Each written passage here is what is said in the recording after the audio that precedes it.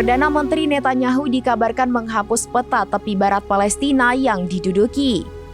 Peta tersebut terungkap dalam jumpa pers pada Senin 2 September. Usai gempar penghapusan tepi barat, Netanyahu menghadapi kecaman luas. Kemenlu Palestina mengatakan penghapusan peta tepi barat menunjukkan bahwa Israel rasis dan kolonial. Kementerian memandang ini sebagai pelanggaran serius terhadap hukum internasional. Terlebih, Israel terus melakukan kejahatan perang terhadap warga Palestina yang bertujuan untuk menyangkal keberadaan mereka dan hak-hak mereka yang sah. Sementara itu, Dubes Palestina untuk Inggris Hussam Zomlot menyatakan tindakan Netanyahu bertujuan menghapus rakyat Palestina dan mengambil tanah mereka.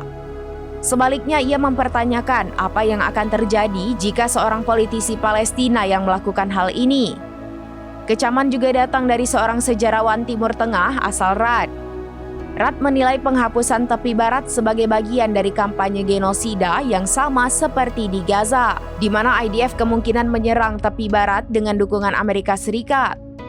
Organisasi akar rumput feminis Code Pink juga mengkritik Netanyahu dengan menyebut Israel berencana memusnahkan Palestina.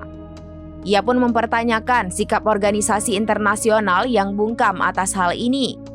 Sementara itu, analis senior Israel di International Crisis Group, Meirav Zonsein, menilai pidato Netanyahu akan tercatat dalam sejarah. Netanyahu secara terbuka mengaku kepada dunia bahwa Israel akan tetap berada di antara sungai dan laut untuk waktu yang tidak terbatas.